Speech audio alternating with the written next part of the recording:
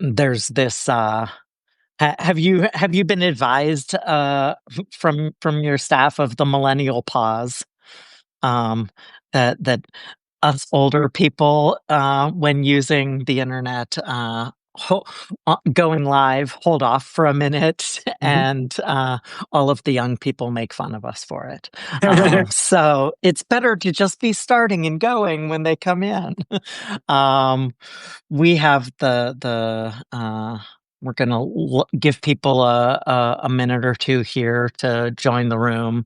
But we obviously, it's in the middle of a hectic week already. We're basically halfway through the week, knock on wood. And as the week is proceeding, we see day by day, minute by minute, additional uh, new latest statements and tweets and posts from Trump and the Trump administration that very quickly raised the question of what are people doing in response and who is pushing back. And one of the areas where that is happening the most consistently over this past 10 months is in state AG's offices. And we are lucky enough to have New Jersey AG Matthew Platkin here with us today to talk about the work that New Jersey is doing, the response that New Jersey has gotten, and sort of what lessons you have learned from this first 10 months of the Trump administration. Now, having worked in an AG's office and covered AGs for a long time, I always like to tell people that New Jersey is one of the few state attorneys general who isn't elected. And I will take moderator's privilege to get in at least one question about how you think that process of being appointed and confirmed by your state senate makes your role different than your colleagues. But I want people to beware of that as we go into this. And I mean, to start, we're at the start of a new Supreme Court term, and you've been in office now for 3 years, 3.5 years, and obviously, your job changed dramatically in January. And I guess just to start, for people who don't know you or haven't been paying attention to sort of what has the role that New Jersey has played in it, sort of what was your sort of mission for yourself and message to your staff going into this new year? Yeah, well, Chris, first of all, thank you so much for having me. And sometimes when I get asked to do things, I'm like, oh, what do they? Does it really make sense for me?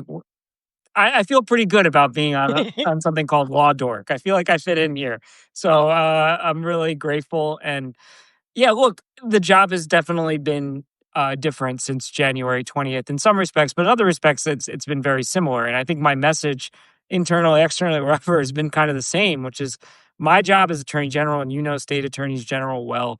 Our jobs are to keep the residents of our state safe, and we do that against whomever's threatening people in our state. We do it on gun violence, we do it on consumer protection, we do it protect from bias, and now we're filing a whole bunch of lawsuits, unfortunately, to protect our states from the federal government, who is very clearly and openly trying to unlawfully hurt the people in our state. And so I kind of feel like what we're doing is we're doing our jobs. And the bigger question to me is, for states that have not joined our suits, is how are you being consistent with the oath you took? Is the president allowed to unlawfully target residents in your state, to cut funding in violation of the separation of powers, to rewrite the Constitution, to distribute federally banned firearms, which was actually a case that we had to sue over? We could go into any of those, but really, to me, this is an extension of our responsibility to protect the residents of our state and uphold the rule of law. So I mean, as we all know, or it feels like it was 3 years ago at this point. But like, obviously, things started very, very quickly with all of the executive orders that were signed on January 20th.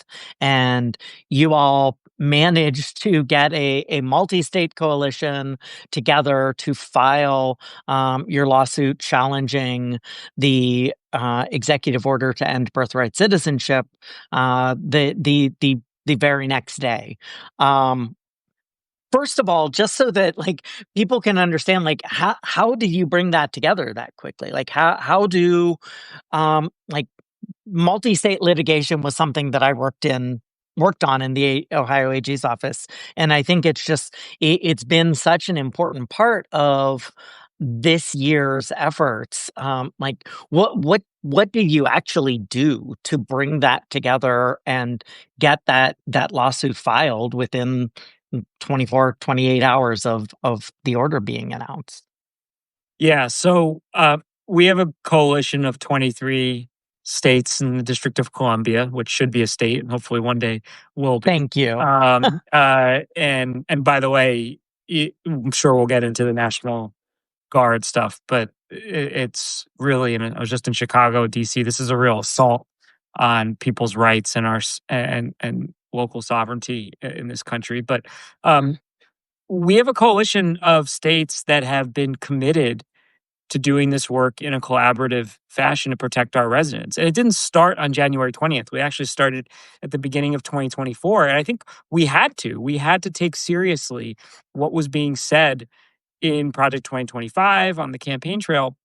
And a lot of what they have done has been quite literally what they said they would do.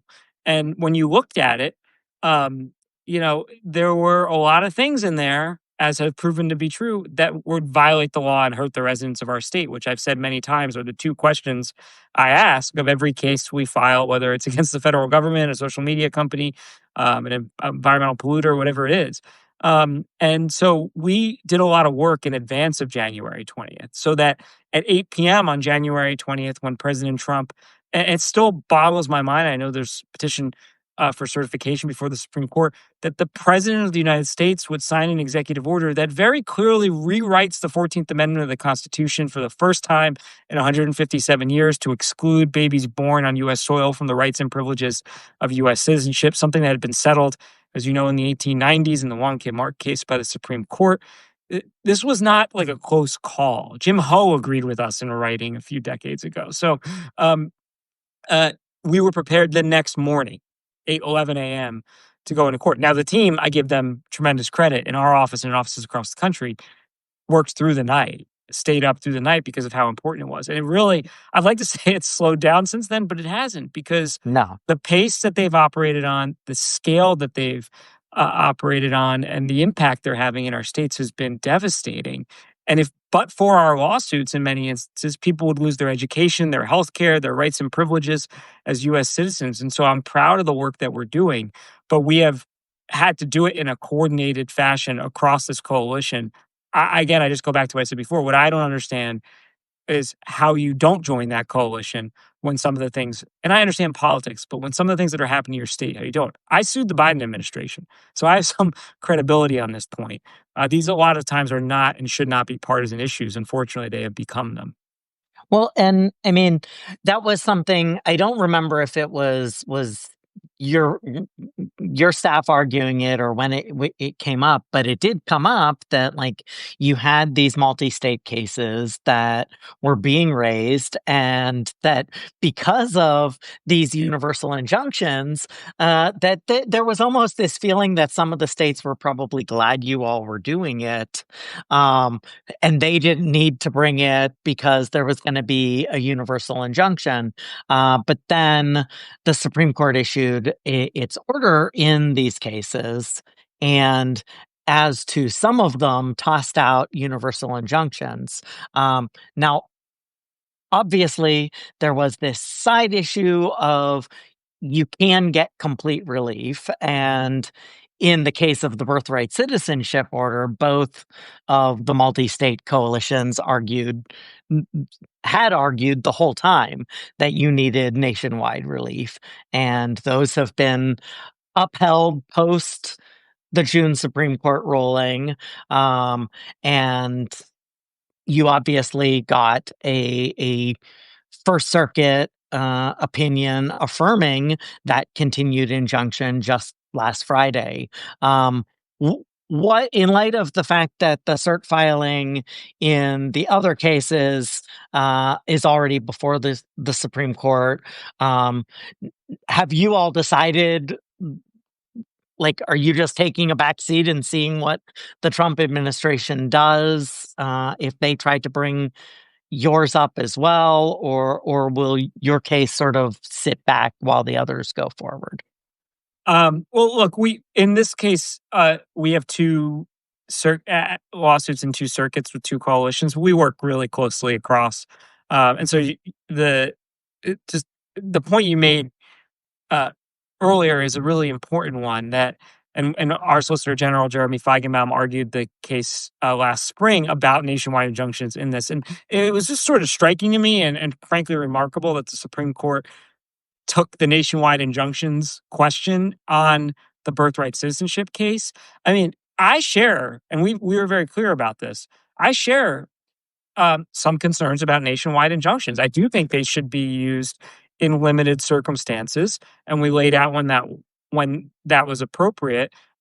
We've seen an abuse of nationwide injunctions on the other side, but Mm. very clearly in cases like this one, where states cannot get complete relief, and think about the absurdity of birthright citizenship being decided based on whether or not your state attorney general happened to join a lawsuit. That isn't like the textbook case where you'd want a unified system of immigration under a nationwide injunction. That's why I think we have gotten nationwide relief. Well, But and look, you all had the benefit, for better or worse, and Feigenbaum did make a that was a great point of Philadelphia, yeah, and that because Pennsylvania elected a Republican AG last year, despite having a Democratic governor, they're not in your coalition, and so you have this issue specifically with New Jersey, with like the fact that there are thousands of New Jersey residents born in Philadelphia hospitals each year. yeah. And Sometimes by choice, or sometimes because they happen to be in Pennsylvania, right. going to the store, going to work.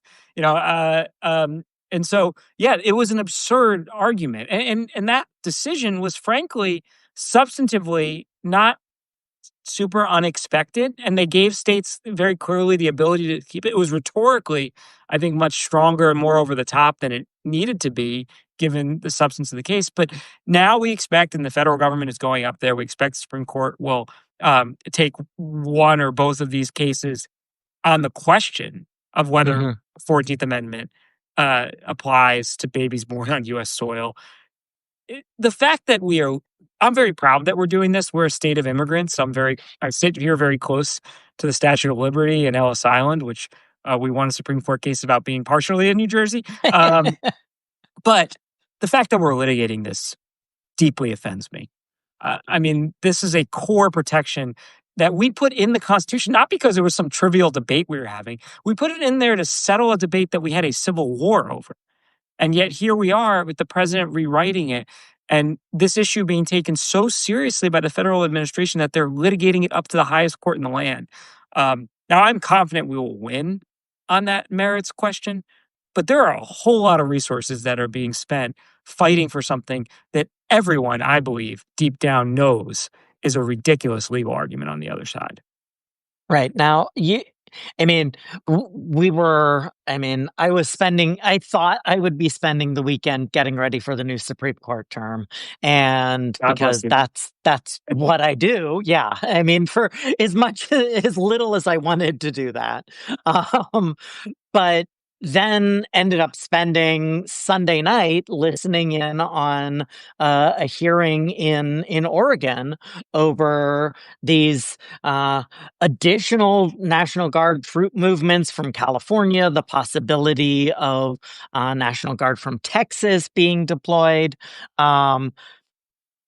There have been these cases. I think there's going to be one starting, maybe it just started, in Illinois over protests there. There's going to be a hearing on National Guard tomorrow. Um, Speaking of things that you didn't think that you would be doing in your role as Attorney General, um, what I mean, how should people be thinking about these troop deployments and the administration? I haven't even had a chance to read, but apparently there's a story today about serious consideration of invoking the Insurrection Act.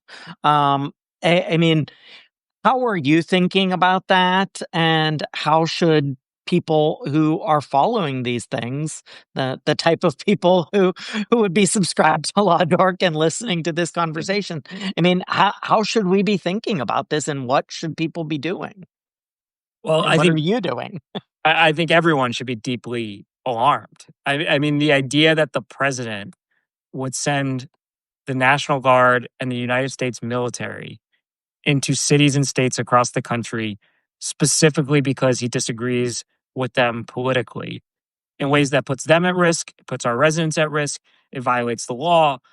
I mean, this is not normal stuff. This is not like the usual, well, we disagree with the president's the extent of his administrative authority on issue X, Y, or Z. This is core American democratic republic questions. And we are in court.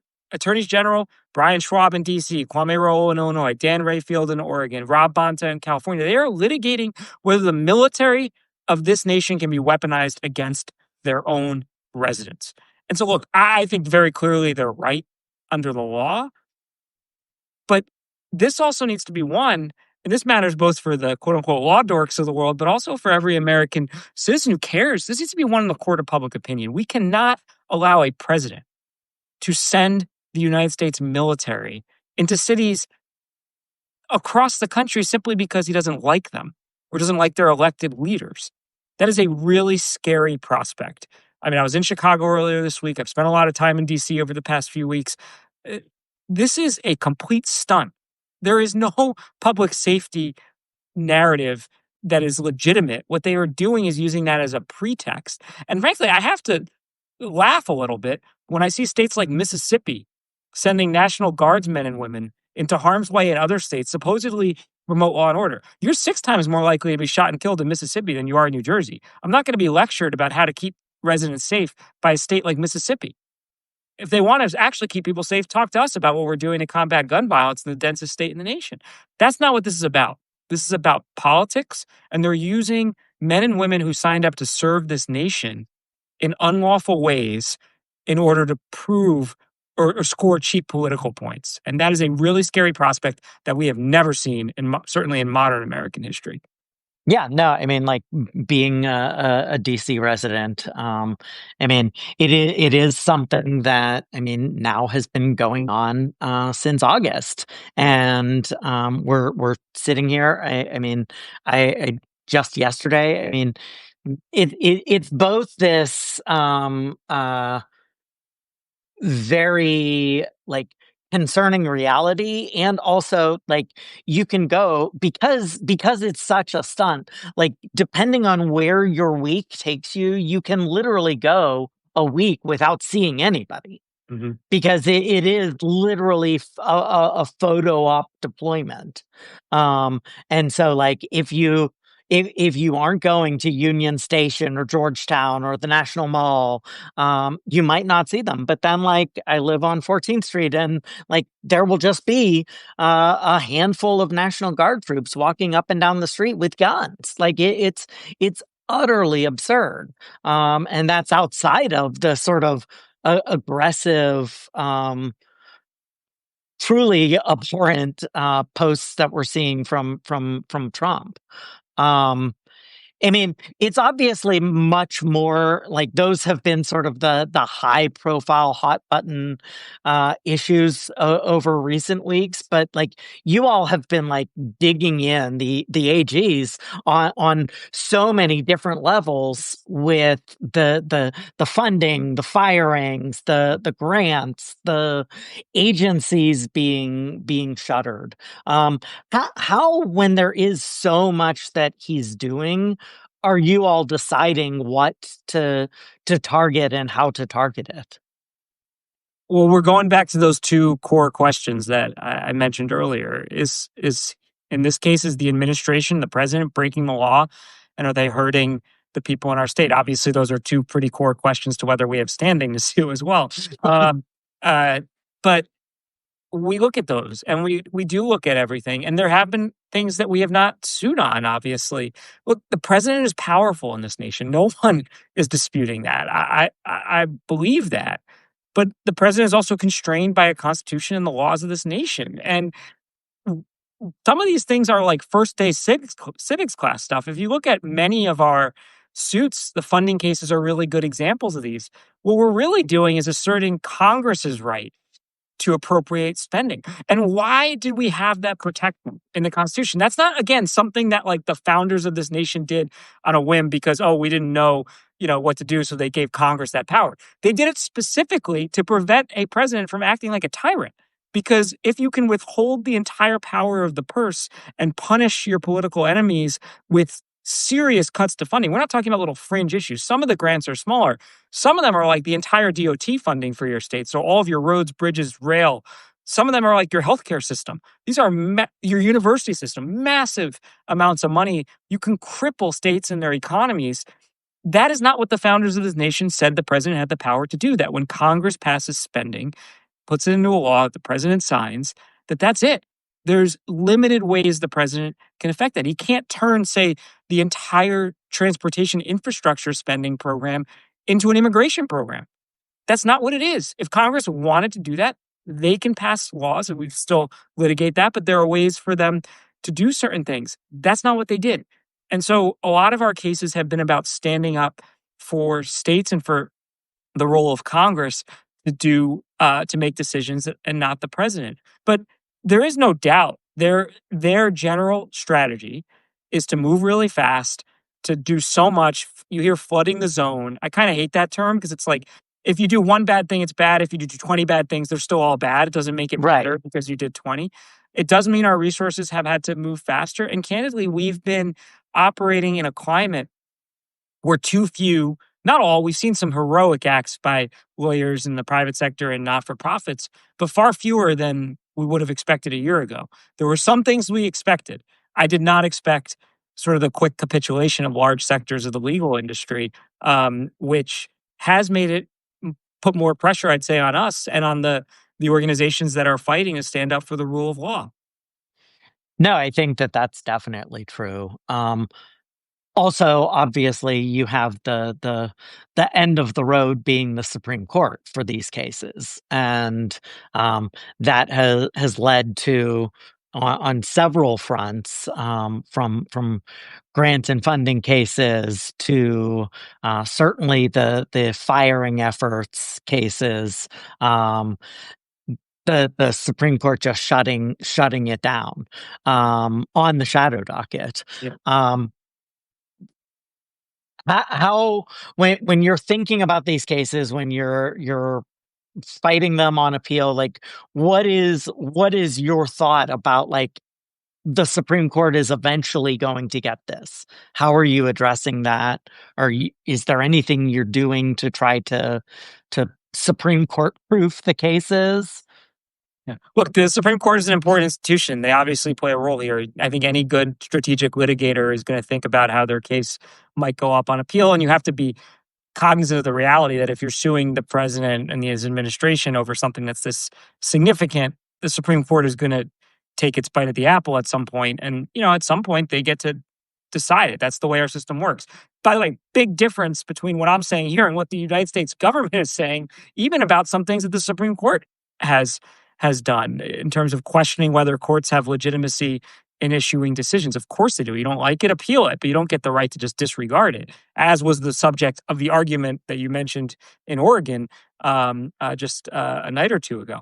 So I will say one thing that has deeply disappointed me is how eager the Supreme Court has seemed to use the shadow docket to get involved in cases before they are ripe for Supreme Court review. I mean, this is not something we've seen before. Treating shadow docket decisions that sometimes are a few sentences or a few paragraphs long as precedential decisions on very complex issues of law. Um, the Supreme Court has seemed like almost overeager to jump into these fights, Mhm. not telling us even what questions presented on them, not giving parties chances to adequately brief the issues or address their concerns. That is not the way this court is supposed to function. It's not the way it's supposed to take issues of this magnitude. It's supposed to be litigation is supposed to be a slower moving process for a reason, and historically has been. So I will say that's been frustrating, especially when you get some of these orders on key issues, and they're almost no justification for Right. it. And yet you're supposed to somehow figure out what that means in the context of, for instance, billions of dollars of federal spending. Yeah. No, that I mean, the spending, the NIH decision was truly out there. Um, I On the other hand, there are those cases that just seem like they're so bad, that I've, w w written about and talked about the fact that it appears that DOJ is slow walking the litigation, either because they know it's a loser, they don't wanna make Trump mad, or some combination of both, and I think the biggest example of that is those law firms that did fight back, and starting with Perkins Coie and Wilmer Hale and General Block and Sussman Godfrey, and all four have won. All four, DOJ sort of waited until the last minute to appeal. Those were cases that they didn't seek stays. They didn't go up to the Supreme Court. And now, just today, the DC Circuit gave them a stay of all deadlines on appeal while the shutdown is happening, which I think is a DOJ's thrilled to put that off even further. As a lawyer, I mean, just to quote the Judge Immergut on Sunday night, as an officer of the court, I mean, what do you take from the way that law firms have either capitulated or fought back? I I think one of the core foundational principles of our nation is that if you are harmed, you can go to court and address those harms. That's basic stuff. And lawyers play that role. We go to court on behalf of people. I get sued a lot. I sue a lot of people and get sued a lot. Not me personally, our state.